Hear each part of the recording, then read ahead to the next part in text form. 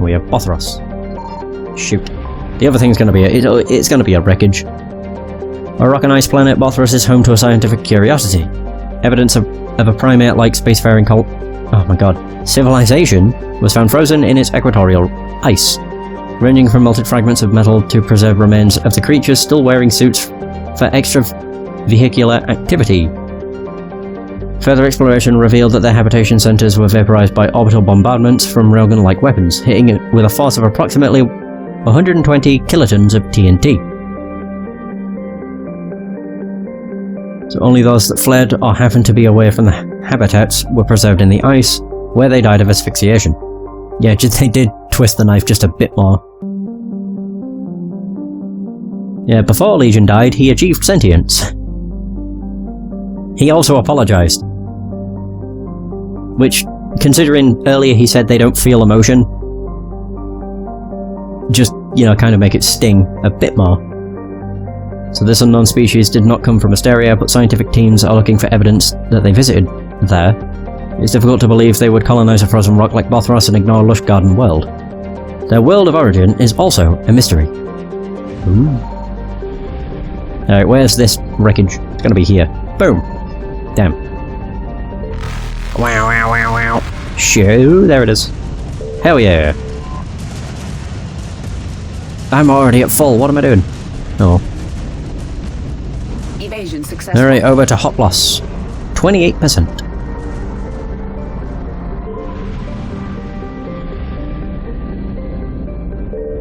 So we have Aegis. A hydrogen helium gas giant, Aegis was the site of an unparalleled cosmic event roughly 1.8 million years ago.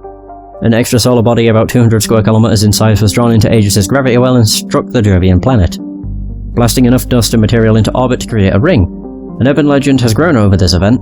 The story goes that if the extrasolar body, usually called a comet, was unaffected by the gravity well of Aegis, it would have coincided with an orbit of Trident and created an extinction-level event on that planet.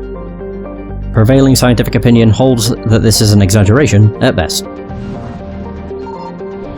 Whoop. I found something. Hey, ooh! We have Machaira. A small rock planet, Machaira's thin atmosphere and high albedo keeps it from being much hotter than it is. The crust is high in sodium oxide, giving the planet a whitish tinge. Oh dear. We have Copis.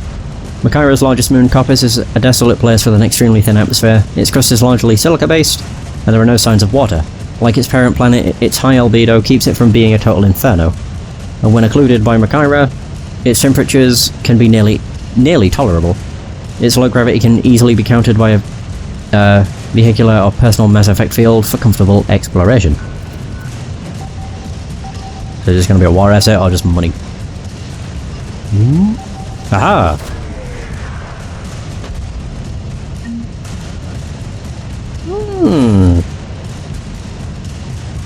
Well, that's a request. We got the Obelisk of Kaza. Oh, the other thing's gonna be a... yeah. Reapers eluded. Yeah, I know. Oh, there's Trident. A human-dominated world with over 95% of its surface covered by saltwater. Trident is home to a dazzling array of life. The oceans are filled with creatures ranging from tiny bivalves to mammoth vertebrates, unequaled even by Earth's whales and... how do you say that?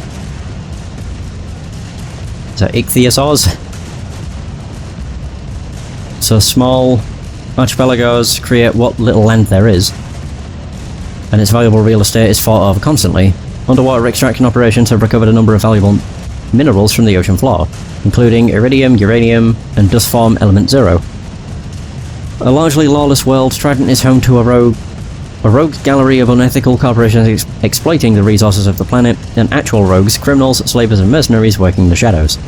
Due to extreme weather conditions, all traffic to the surface is grounded. Trident Spaceport Control predicts this condition will persist until the hurricane season, or until the end of the hurricane season. Ooh. Alright, so where's the wreckage? It's here. Damn it. Oh dear. Meow. There it is. Nice. Evasion successful. Oh boy.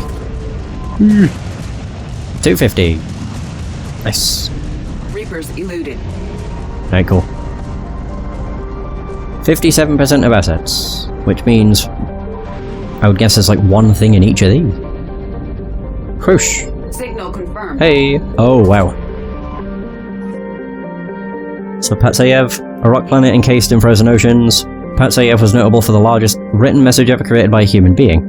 Andrei Kobzar, a disgruntled miner whose fortunes were spent prospecting for EZO, used the mass accelerator cannon of a local mercenary group, our group's A-61 Mantis gunship, to carve a 208-kilometer long message in the ice saying whatever the hell that is. Zdez Nichego Net, Russian for "there's nothing here." The message used to be visible from low orbit. Ironically, the message itself appears to have been melted away by another determined individual with heavy equipment, and now, truly, there is nothing here. Very nice. Komarov? First charted by the Asari and colonized by humans, the Pamyat system is home to Komarov, an Earth-sized body near the star. It has little atmosphere to speak of, but this has not stopped exploration by robo-miners, who have recovered iridium from the planet's crust. What is this? Dobrovolsky. These all sound very Russian. So another near-Earth-sized rock planet without much atmosphere to speak of. Dobrovolsky is home to Altai Mineral Works, a local extraction company noted for its success in EZO refining. The planet itself provides aluminium for local fabricators, which are churning out habitats at an astonishing rate for a system that has no garden planets. With its ore supply coming all the way from the Sheol system, Dobrovolsky is held up as the proof of the miner's cliché: where there's EZO, there's an economy.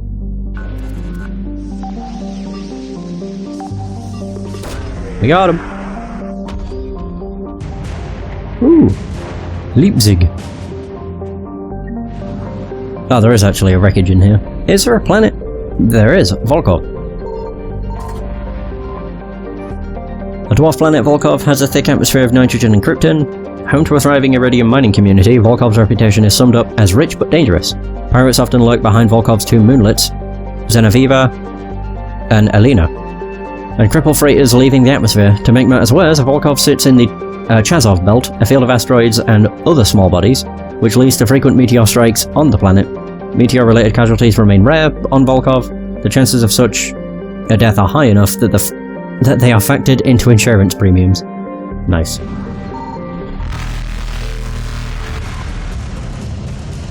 Nice. So there's that. Faster than light jump. 85%, which would, well, to me, that sounds like there's only one thing I can find here. Oh, that's why! I found something. So, is it Guy Hinnom? A nearly atmosphereless, tidally locked planet orbiting a red dwarf star, Guy Hinnom was the first place human explorers discovered a dedicated Prothean burial ground. While a few sites were saved for posterity even, Eldfell Ashland Mining successfully lobbied to scout the rest of the planet for Element Zero, and soon was embroiled in a scandal. Mining teams were looting grave sites, searching for EZO and other treasures, and many got rich off the so-called cemetery business. While EAM officially brought a stop to the looting, its mining teams remain on the planet, prospecting the unclaimed territory and taking their ore to the Pamyat system for refining. Armed conflicts have broken out between miners and scientists, staking claims to Prothean ruins. Visitors are advised to employ security while exploring unknown regions of the planet. Oh yeah, my scanner. I mean, maybe there'll be a wreckage here too. It seems like every planet has, or every system has a wreckage. It's just so you don't end up with no fuel, I guess. Ah, the Prothean Sphere! I think I remember that from Mass Effect 1. Oh, that was everything. Never mind. Yeah, there was a Prothean Sphere in the first Mass Effect, and it just gave you a very long bit of text to read.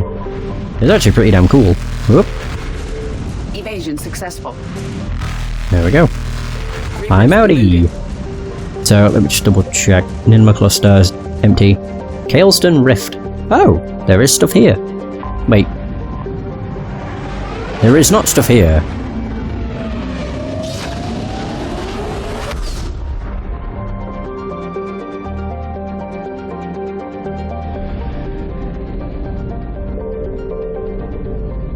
Signal confirmed. Oh, there is stuff here. Never mind. Oh, fucking Christ. Ah! Ah! Oh no! I can't leave! Oh god, I have to use the Mass Effect. Ah, shoot. So So Partholon. A large planet composed of ice surrounding a rocky core, Partholon retains trace gases of nitrogen and carbon monoxide.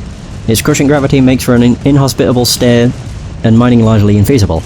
However, its orbit's proximity to the mass relay in the system means space travelers will, for the next few years, use it for a gravitational slingshot to add speed on their way to and from Kaelston. Shoot. Faster than light jump successful. Oh, so I could just do that repeatedly. Okay, that works. So Kaelston is the largest satellite of the gas giant. Is it Cernunnos? Cernunnos? So ancient asteroid strikes deposited major loads of element zero within the molten sulfur mantle.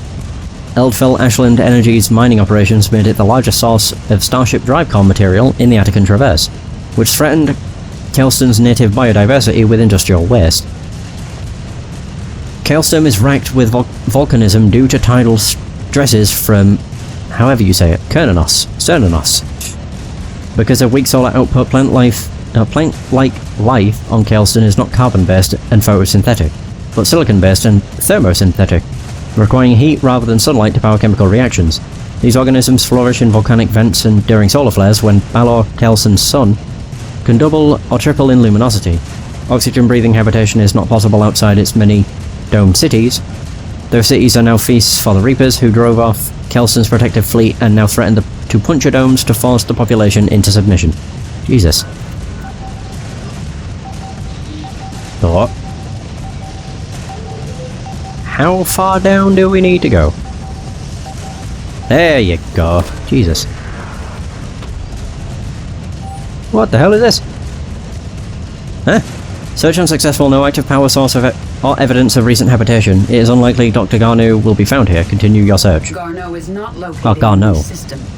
Who the hell's Garneau?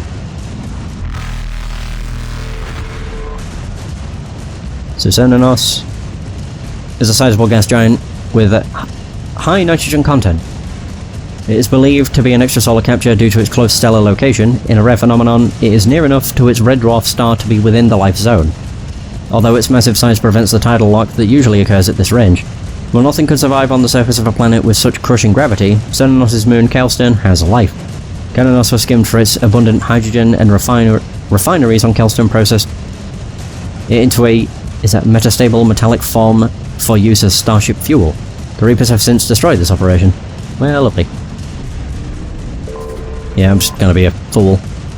Bress, a member of the Fomar Belt, Bress is a dwarf planet with no atmosphere. It is, however, rich in lithium, which is integral to the heat sinks of many starships and handheld weapons.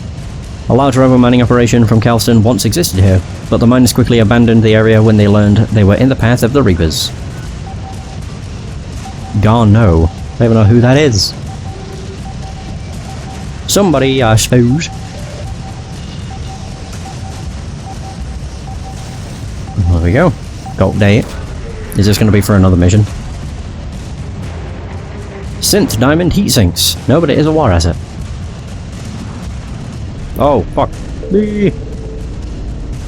This is gonna suck. Evasion successful.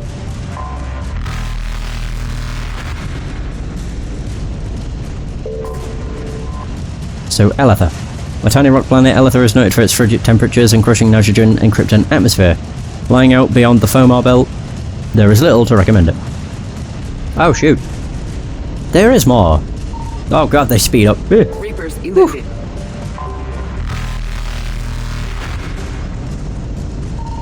Oh come on, it's a wreckage. It's absolutely a wreckage. Faster than light jump successful.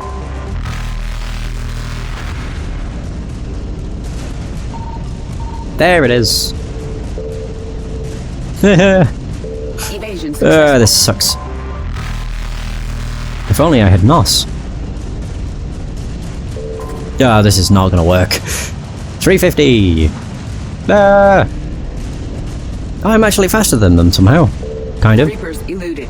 I've worked out. Hell yeah. So is that down as 100? Hell yeah. Nice. So we have the Cillian Nebula.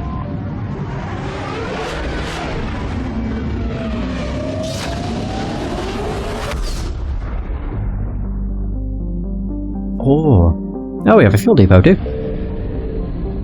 Yeah, this is one that I've already been to. So everything here has been read and obviously explored. It's all the others that I've done bugger all in. And there's loads! We have a Laropi. Oh. With a wreckage. The Asari once had enormous solar collectors around the bluish-white AOV star Laropi, using the star's considerable heat to create antiprotons for military starship fuel. Now all that can be detected is scrap. Reapers emerged from dark space near the Cillian Nebula cluster and established a front in Laropi system. The Asari fleet that guarded what used to be known as Esparta Station cannot be found. It is scattered and destroyed.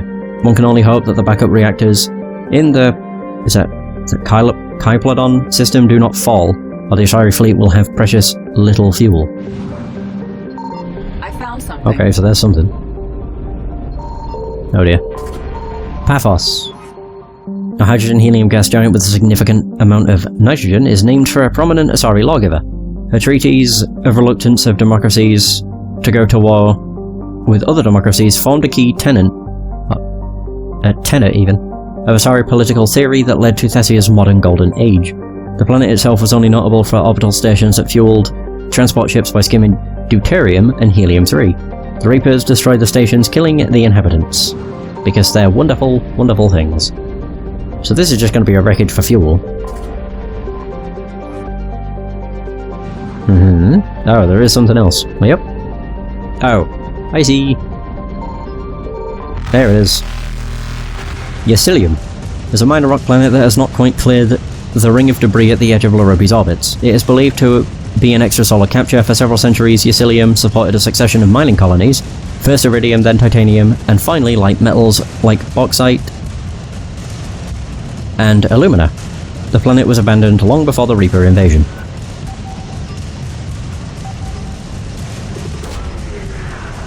Boo-doo. Ooh, our Marley sniper unit. Alright. Faster than light jump successful. So now we have... Oh yeah, there's 3 more. Crap. Nahara. They're fairly small systems though, so I don't really mind. Whoop. Signal confirmed. Okay, good. Sheesh. I guess yeah. Rife with volcanic activity and scorched by the nearby orange star Nahara. It'd probably be Nahuala. Whatever. Agassier is an unforgiving and ever-shifting puzzle box of a planet. Ceaseless solar winds and magnetic bombardment have thinned Agassier's atmosphere, but these features are actually a boon in wartime. Powerful magnetic fields and large quantities of airborne volcanic ash make many forms of scanning difficult, allowing the Asari to hide valuable palladium and molybdenum mines needed for the war effort. Agassier's sheltered underground colonies remain untouched by the Reapers, at least for the moment.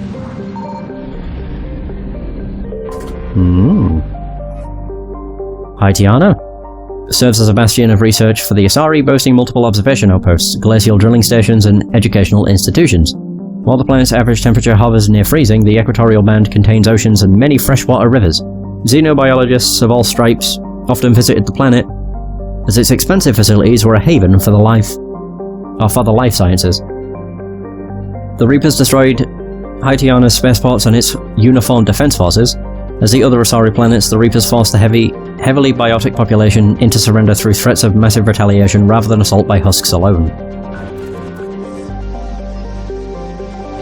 Seems to be a common theme. Yeah, the Reapers just forced them into submission. It's like submit, the Ceres Guard. So that's another. The other thing will be a wreckage. Phoros is a hydrogen gas giant tinted orange by swirling bands of ammonia and sulfur. Its 4 moons hosted small spaceports used to mine the moons and the nearby Halimar asteroid belt. Unfortunately, Phoros was an early target of the Reapers. They made short work of the lunar outposts. On sensors, no survivors of Reaper forces are immediately obvious. But Phoros' ring system is filled with dust and ice that would allow concealment. Oh.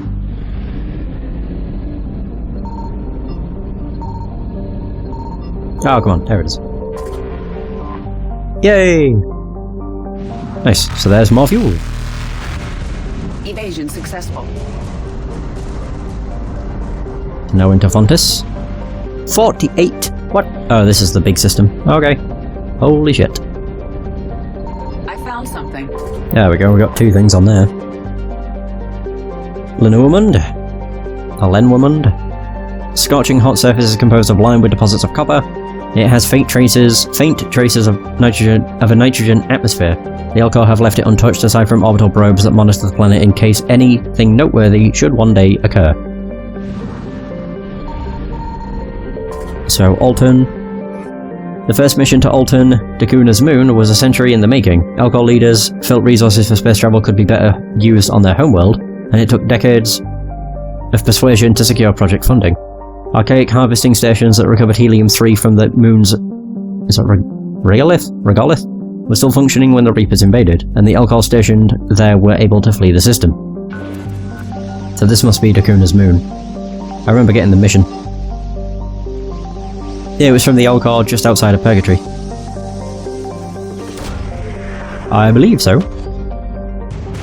Elcor flotilla. No, maybe not. Oh, it might be on here where we have Dacuna's moon. The Elcor homeworld Dacuna overflows with natural resources protected by law from large deposits of precious metals and vast forests. The Elcor themselves live in rich grasslands near the equator. The majority of Dacuna's settlements are tucked within this belt, as the conservative Elcor feel little desire to build outside their comfort zones. Their twin capitals are for migrations from the wet season to the dry season, a tradition made obsolete by modern technology but still observed. After the destruction of the Elcor navy, Reapers moved in their ground troops to occupy the cities. This has taken longer than most civilized worlds, as the Elcor have spread out into smaller distant settlements, reflecting their preference for close-knit family communities instead of densely packed cities. How the hell is this?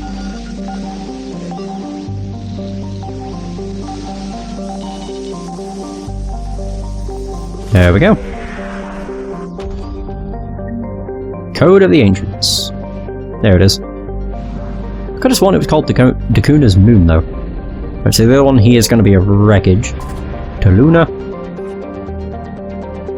It's named after the first Elcor settlement in recorded history. The planet's name roughly translates to the deep and restful Meadowland, which is somewhat of a misnomer, given that Toluna's thick, crushing atmosphere keeps its surface boiling hot, and the air is a noxious mixture of carbon dioxide and helium.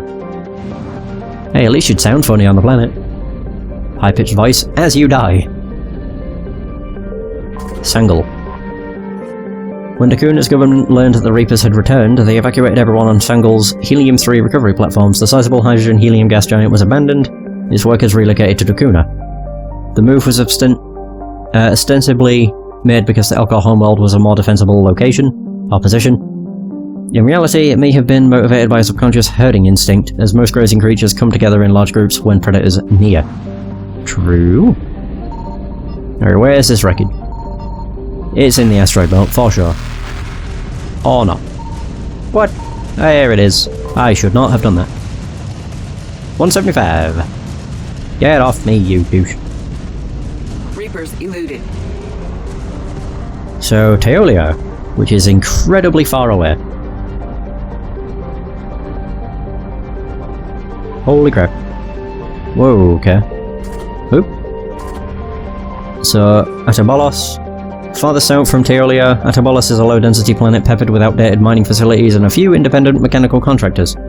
The unmanned mining scouts that first surveyed the planet conveyed positive reports, based on the light gravity, gentle atmospheric pressure, and easily penetrable crust of silica and salt. Neither methane pockets nor low temperatures were barriers to the Asari, but after centuries of mining, the veins of genuinely valuable minerals are gone and all but a few inhabitants have departed. Whew. Signal confirmed. So, Quiresia. A typical hydrogen-helium gas giant, Quiresia serves as a naval resource for fuel gathering and magnetic field discharge. The planet is surrounded by a band of 7 large moons that formed the Necklace, a reference to a legendary jewel owned by the ancient Asari Queen, for which Quiresia was named. Quiresia's orbit places it within the system's frost line, where gas giants do not usually form. For this reason, the planet is believed to be an extrasolar capture.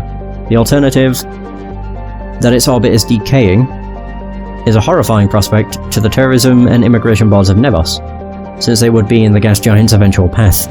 Oh.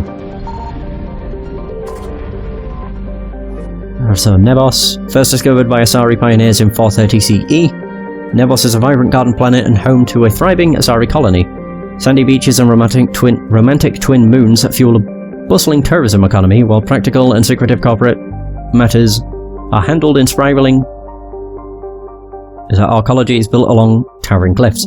Even though it has been colonized for centuries, Nebos feels a frontier away from regulation and oversight. Consequently, a number of influential political lobbies have established sizable presences on the planet. 677 million. Jesus.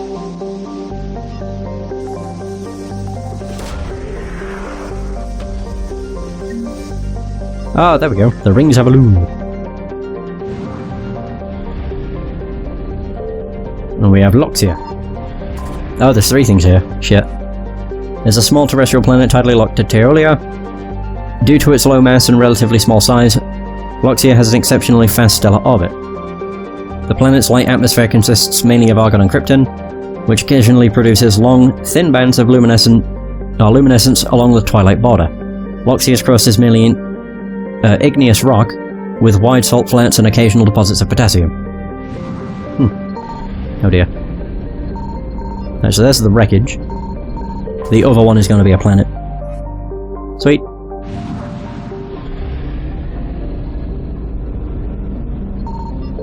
Yeah, there we go.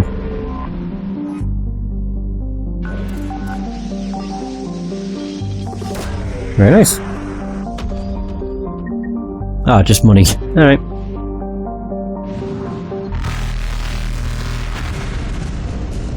Alright, we're done here. Faster than light jump successful.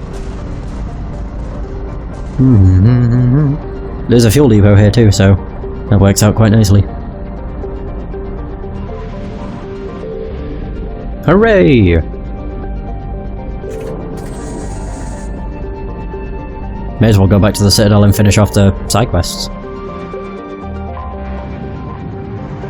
Yeah.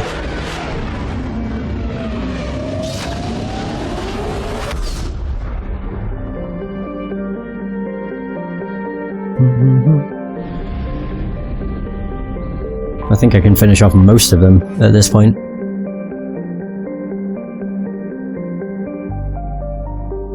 Okay.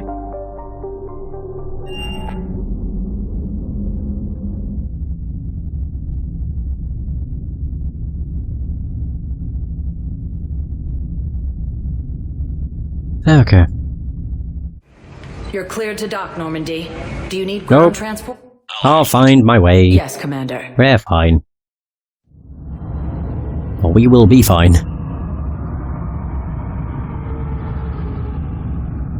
Mostly just wondering who I can talk to.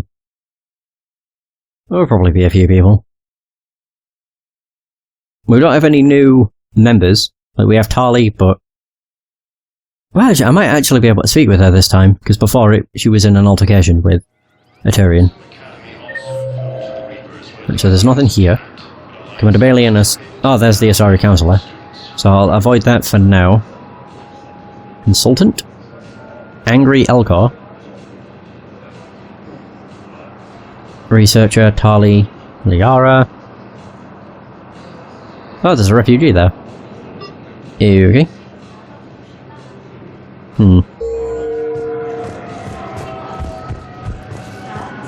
I've got your briefing, Private. Let's fill you in before the squad arrives. I wondered what she was on about. So basically go to anywhere where there's people I can talk to. Not Citadel. Purgatory. Go to Purgatory. I can't remember what's after this. The holding area. God, what? Oh yeah. The bloody hospital. That's the one thing I was blanking on.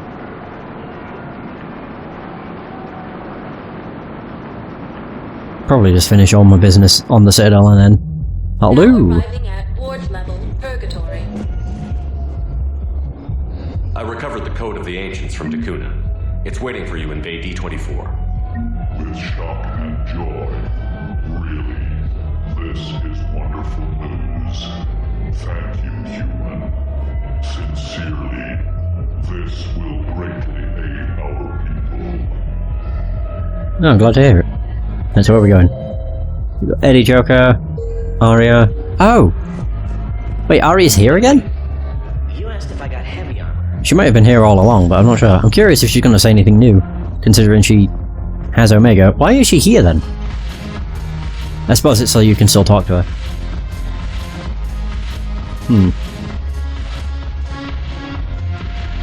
It seems the galaxy can't keep us apart. Since we took back Omega, I've been consolidating my resources for the war. It's a little easier to coordinate from here. Oh. So unfortunately, I'll be slumming it on the Citadel for the time being. The Blue Suns, Blood Pack, and Eclipse are in my pocket. I'll send them to war when you're ready for them. Is there anything on your mind? How's the rebuilding going on Omega? People understand the first order of business is shoring up defenses. No one wants another invasion. So they're enduring valiantly, not that they have a choice. Once again, I am Omega. Well, there we go. We'll talk later. I'm sure. I was just wondering if she'd have anything new to say. And not really. Well, that's us done for Purgatory.